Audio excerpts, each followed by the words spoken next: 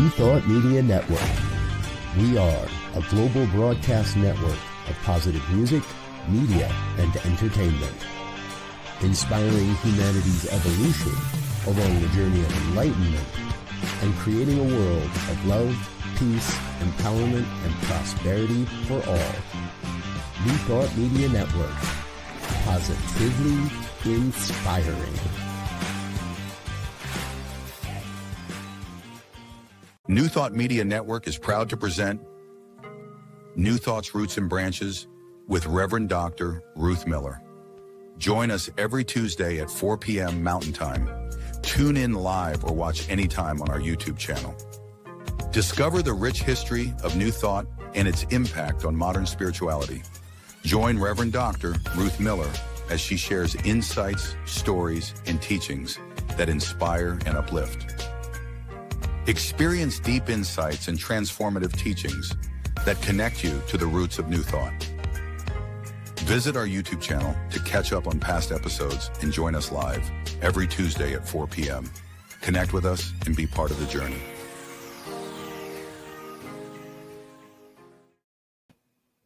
Hello there. I am Ruth Miller, and this is New Thought, Roots and Branches. And today we're going to be looking at someone that most people have never heard of, Annie Rix Millets and her sister, Harriet Rix. They are the founders and the developers of Homes of Truth, which were located primarily on the West Coast. We'll look more at that. And of some marvelous, marvelous writings that many, many millions of people at the turn of this past century were reading and finding very, very helpful. If we look at our chart of the history of New Thought, we can see that they're down there near the bottom, all the modern folks. Everyone above them is the folks that have fed into the New Thought teachings. But these two were on the same planet with Emma and Charles and Myrtle and all those people who were there in the late 1800s. And if we look at the next slide, we can see that they're almost in the middle of the chart, the way that chart is laid out. Harriet and Annie Rix. If we look at the next one, you can see who they are, see what they looked like. Annie Rix married a man named Millets, and Harriet Rix, her sister, who was quite a bit younger. We can look at the next slide and see that what they did, creating these homes and sanctuaries of truth, started in 1887 in the San Francisco area. They created a journal that was worldwide and was one of the most amazing journals out there called Mastermind Journal, which is different from all the other ones that were going on in that time period, including the Unity Journal between 1911 and 1923. Almost all of their centers were located on the west coast of North America, but there were a few. And when they traveled around, particularly Annie would travel around, and people would get so excited and they would create a new center.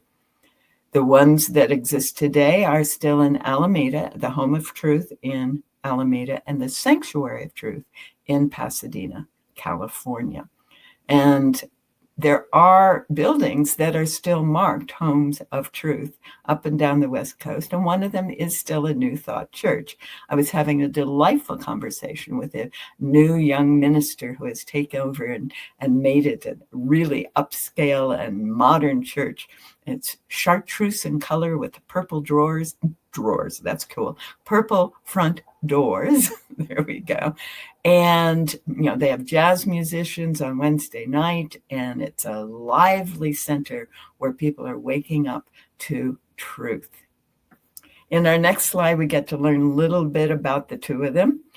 Annie is the older one. She was born in 1856, and Harriet came along in 1863 in the San Francisco area. We know virtually nothing beyond their birth dates and the fact that they were living in that part of the world.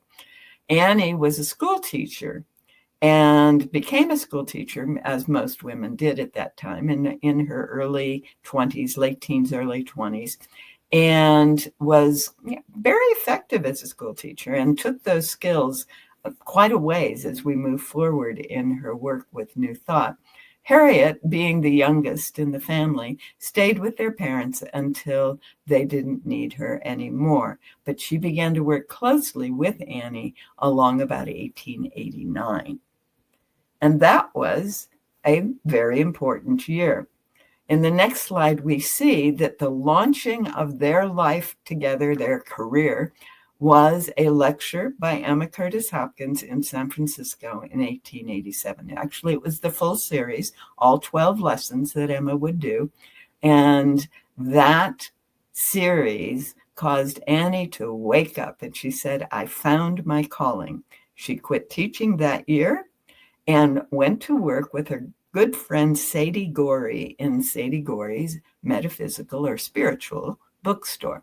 Now, at that time, all of this was called Christian Science. There wasn't another name. Quimby had called it the Science of Christ, and everyone kind of picked up on that. But later on, by the late 1880s, by 1889, Mary Baker Eddy had made it very clear that only her tradition could be called Christian Science. So they created in this little spiritual bookstore a Christian Science home, and then by 1888, changed that to the Home of Truth. Very quickly, as soon as they started letting people know that they could study and learn more about these metaphysical principles that led to healing and financial prosperity, they outgrew that bookstore. And they took over the whole building. They were offering classes, and then their students were offering classes in the various rooms above the bookstore. And that was when they named it the Home of Truth. By 1889, as we see in the next slide, Emma invited Annie, this well-trained teacher and obviously very effective teacher, to come teach at Emma's new seminary. You may recall, you probably don't, but in case you do, in 1886, Emma had moved to Chicago and they'd formed the Emma Hopkins Seminary, and then Mary Plunkett in 1888 had taken their mailing list and most of the administrative materials to New York. And so Emma started over in the summer of 1888, and that would have been when she called Annie in to help teach. By 1891, Annie had completed Emma's training program for ministers, along with Charles and Myrtle Fillmore, and they were all ordained in the same class in January of 1891. And then another member of their class, Paul Millets, proposed to Annie, who, as you can see, is now well into her 30s, and she agreed. So she married Paul Millets and became Annie Rix Millets. So when you look for her, don't look for Annie Rix. You might not find her. You have to find Annie Rix Millets. And from 91 to 93, she was on the board and on the staff, and there's a lot of places where you see her name mixed into the records of Emma's Theological Seminary in Chicago. 1893 was the World Exhibition in Chicago, and Annie helped staff the women's booth there. And then she realized she needed to go back to the West Coast. So on our next slide, we see that she returned to San Francisco after that show and started to create this idea of more homes of truth. So she saw that everything was doing well with her friend Sadie Gorey, and so she went on and started doing more. She also wrote her first published article, which was published in the Unity magazine, Charles and Myrtle's magazine, called The Manifestation of God Through Judas Iscariot. Wow, was that heretical. And it was the first place that the idea that Judas Iscariot represented the generative chakra, the generative energy center in the human body, was actually published. And Charles built on that idea that they had all learned when they were studying with Emma Hopkins in his texts that became the book, The 12 Powers of Man. Then that article was so well received that she continued to write many, many more articles, helped to write the textbooks, helped to form the teaching arm of Unity all the way to 1911, even though she was now living on the West Coast, through writing and, well, occasionally the telegram, they were able to get a lot of that done. She traveled sometimes too, and we'll look more at that. In 1894, she and her husband moved down to LA to establish a home of truth there, and several of them were established, and one of them remains as the Pasadena Sanctuary of Truth, where one of the versions of the Emma Curtis Hopkins Gospel series was retained, and we were able to make that into a book. If you ever want to check that out, at Wise Women Press, a division of portalcenterpress.com. All right. Now, what was beginning to happen, of course, the more she wrote, the more people heard about her, the more people wanted to hear from her. And so Annie began to be a speaker. And in the next slide, we can see that she was going around the country giving talks. When she was working with the Unity folks on their campus, she would go to the Unity Temple that Charles had built in Kansas City, and it's still there. There's Unity Plaza and this large, beautiful church. And she was one of the speakers there up until 1911. And then she became a founding member of the International New Thought Alliance, which was formed in a Boston meeting in 1914, and by 1918 was the means by which the various New Thought teachers who had thought of themselves as Christian Science teachers 20 years before, it was the way they got together and began to teach and work together.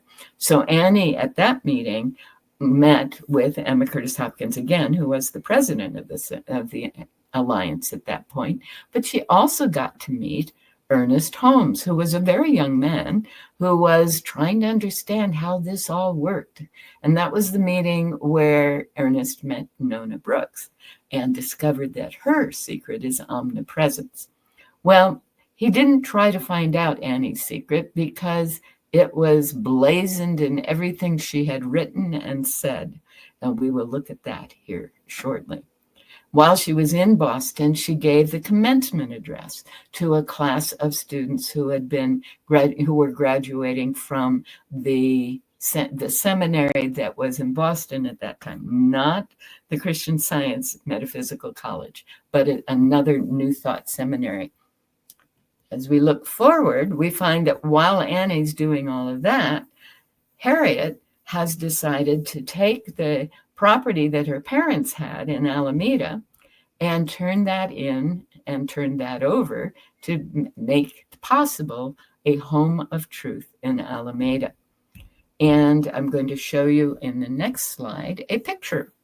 This is quite a recent picture of the home of truth on the island of Alameda. It's on Grand Street. You can't miss it. Grand is the one that goes all the way up and down the island. And it used to be, when I was visiting there, it had kind of deteriorated into a dark brown stain. And now they've freshened it up, and they've got new paint, all kinds of places, and new plantings. And they have their website, which is homeoftruth.org. And you can see here one of the things that they say on that website. Today, many who are simply looking for a fresh perspective, parenthesis, a new thought about God, close parenthesis, may find a home here from which to continue their spiritual journey. The home of truth is welcoming and affirming of all people. We believe that all life is expressing God as that I am from Exodus. We honor the founders and pioneers of the early New Thought movement. We are a community of people committed to deepening and even deepening our own experiences of the divine within and throughout our lives, and supporting those who come to the home of truth. It's a small congregation. The last time I was there were 15, 20 people there. But They also have a number of other things going on there. They were and have always been a spiritual center where people can practice yoga, learn about the different religious traditions, even engage in rituals from interfaith teachings. And in large part, this is because both Annie and Harriet were committed to the realization that all paths lead to the same place. When Annie had been working with her friend in the bookstore, she took advantage of the opportunity and studied everything she could about other religions. And then she worked with Emma Hopkins and the Fillmores, who also were looking at very many other religious traditions. And so they all got it, and they accepted that notion. As we go on to the next slide, we see what the main concepts are in the Homes of Truth, the essence of what Annie and Harriet wanted everyone to understand. First, God, which could be called infinite intelligence or divine consciousness, is supreme, universal, and everlasting. This main concept is the foundation, isn't it? It is everywhere. The realization of universal consciousness, universal intelligence, infinite, that is all that is supreme. Nothing else exceeds it in any way and exceeds any idea of space and time. This is the foundation principle for all New Thought movements and is expressed in this unique way in the Homes of Truth main concepts. The second principle, that we are each an individual expression of this one power, which manifests uniquely through each being, is actually the second principle of unity also, that we all have a divine spark in us. We are all an expression of that divinity.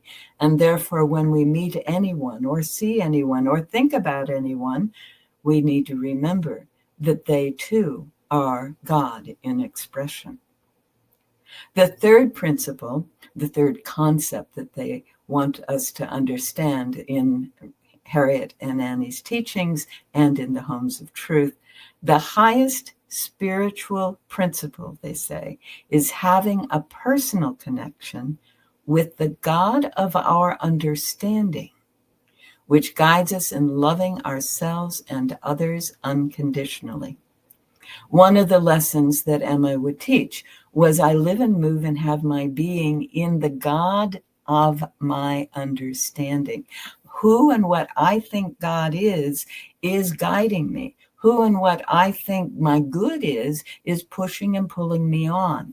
Who and what I think the infinite all that is functioning as is making my world be what I am experiencing.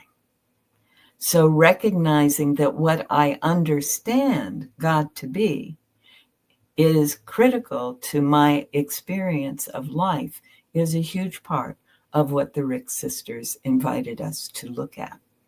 If you've done any work with the work of David Hawkins, the Power versus Force or the Eye of the I, you may be aware that he has a map of consciousness.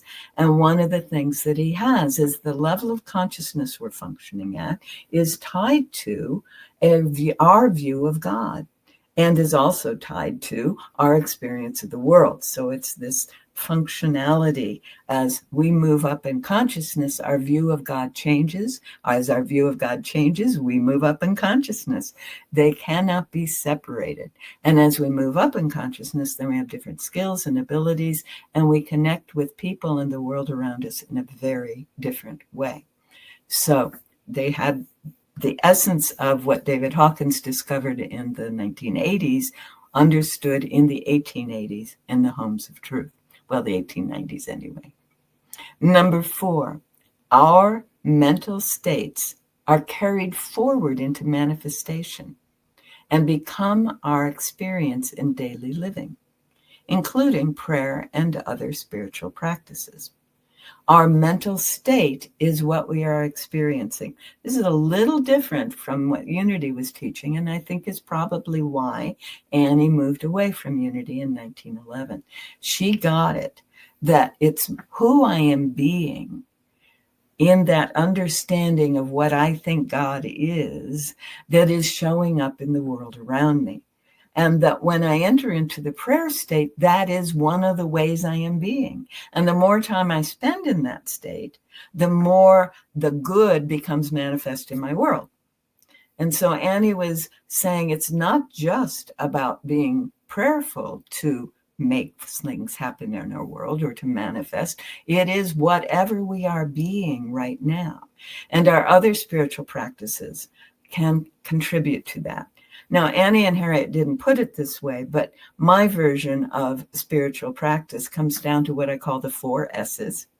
And as I look at their materials, I think maybe they were living these. And my version is, first we study, we listen, or we read, or we observe something that is spiritually enlivening us, or that is causing us to remember a deep understanding.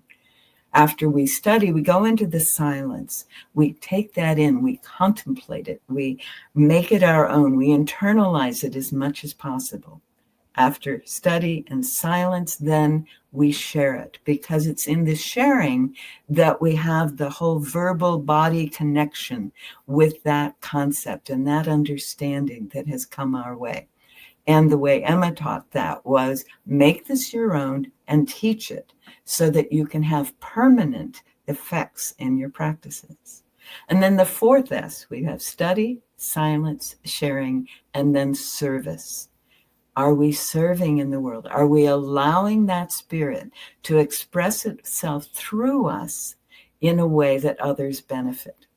And these are the kinds of spiritual practices that then can allow us to be manifesting the essence of spirit, the beauty, the joy, the wonderfulness that we call God. Yes? So let's look at what Annie had to say about that. On the next slide, she says, do not stop praying, but change your prayers. Okay? Normally, people were taught, recite the Lord's Prayer, recite the Hail Mary, say these words, and that's your prayer. And she's saying, no, change your prayers. Pray without ceasing. That is, always be in a state of prayer. Always feel that divine connection. Pray in every right way you can think of. Whatever that is, it might be dance, it might be song, it might be a kind of movement, it might be writing, it might be just loving someone, right? And then she says, at last you will speak the words that reach God. And those words are the words that are our expression of who and what we are right now, that is so in sync with our understanding of the divine that there is no separation in our experience anymore. And that, for her, is where we want to be in prayer. The next point, the words that are the substance out of which the answer to your prayer is made, okay? So when we are in that place of being in total sync with the all that is, the substance, the spiritual substance that takes the form of our bodies, of our world, of our relationships, of our finances, whatever it is that is form, is already in perfect alignment, because we're in perfect alignment and will be manifest as we are mentally framing our being in that moment, the mental state we are in. Yes? And then the next point, for this is true. Out of your own words are formed the manifestation you desire to show forth. Now, this is from one of her books. She wrote a number of them. We'll look at them. All things are possible to them that believe, which is a quote from the New Testament. And the thing is, it's not saying that those that believe a particular doctrine in the Christian church can experience all things that are possible. She is saying that those who feel and know the oneness, the wholeness, the already existingness of that which they are ready to experience must have and can't not have all that they are ready to receive. All things are possible. In our next slide, we'll see more of what she says. And this is from the talk that she gave when she was in Boston attending that commencement. She says, according to appearances, there have been many gods as well as many men, many things, and men separate from God. Whoa. And the great delusion of mankind consists in this belief that there is another being besides God, man, quite separate from God, another substance besides God called matter, and another power besides God, the good, called evil. So according to appearances, according to the culture, according to all the ways that we have probably been taught if we didn't grow up in New Thought. So that's where she starts, and then she goes on in the next paragraph. The doctrine that destroys this illusion, this delusion of separateness, and proves the unity between God and man, between God and his world, between God and the one power good, is that doctrine called the at-one-ment, often pronounced atonement. She says the word atonement defines itself when it is divided into its syllables. The first syllable is at. The second is one. The last syllable is meant, this Latin ending, meaning state of being. So whenever you see anyone talking about the atonement, you might want to reconsider, as Annie suggests, and as the Course in Miracles also suggests, and reframe that to at-one-ment. It is the state of being in which we know without a doubt there is no separation between the power that is good, the presence that is love, and the essence of all beingness, our source. In the next slide, we get to see some of Annie's writings. These are a few of the books that have been reprinted in the title page of another book, Impersonal Healing, Both Riches and Honor, which is actually what most people are aware of. It's that phrase is out of the New Testament, but it's Annie telling us, you can be wealthy and you can be honorable at the same time, and here's how, right?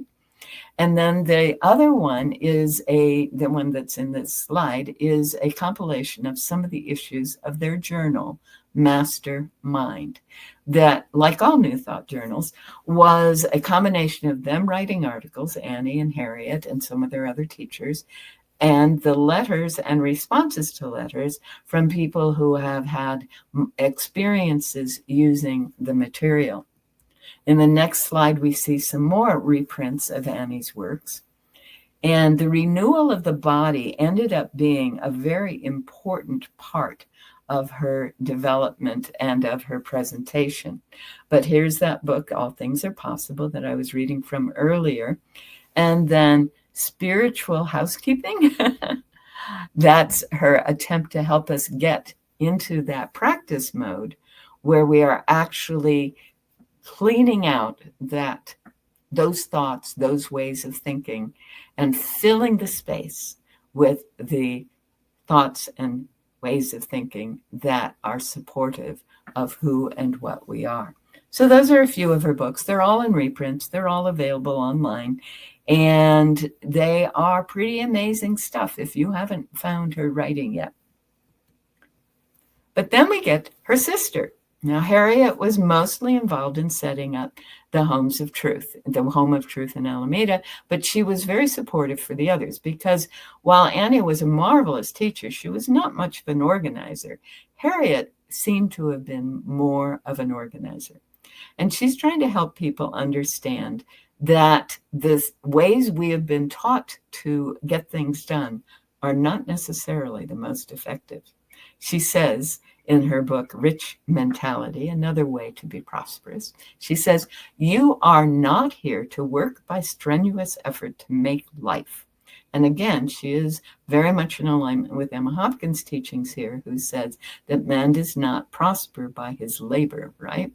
As she goes on, she says, Harriet says, you are here under the blessing of God to live a life of wholesome, loving kindness, of success and goodwill toward each other, bringing out your own nature, out of your own nature, the divine self. God lives in you every moment. All right? So this isn't the old doctrine of humanity must be on the planet and work very hard if they're going to have a living. No, this is the doctrine that says God is working in and through us to will and do and be who we are most fully. In other words, to support our fullest development. So Harriet was helping people to be more relaxed in their accomplishment with that paragraph. And the next point, she says, if you are conscious that God is your very life and being, you will not work to express it in the terms of mortal consciousness, in dollars and cents and salary. You won't have to. When you know that infinite supply that is willing for your full development, no matter what, is dwelling in you, around you, through you, as you, and for you, then you won't attempt to try to acquire anything, whether it be a salary or money in another way. You won't be trying to change your consciousness because your consciousness already is that infinite intelligence. So Harriet managed to express in very practical terms the essence of what both Annie and Emma, their teachers, were telling them. She continued to work in the Home of Truth in Alameda and to help with the Mastermind Journal long after Annie passed away. In 1924, Annie was in LA. And there's a newspaper article. I was going to show it to you, but it's almost impossible to read. It says, "Cult leader body is buried," is the headline. And Mrs. Annie Rix Millets was a cult leader in Los Angeles with her Home of Truth.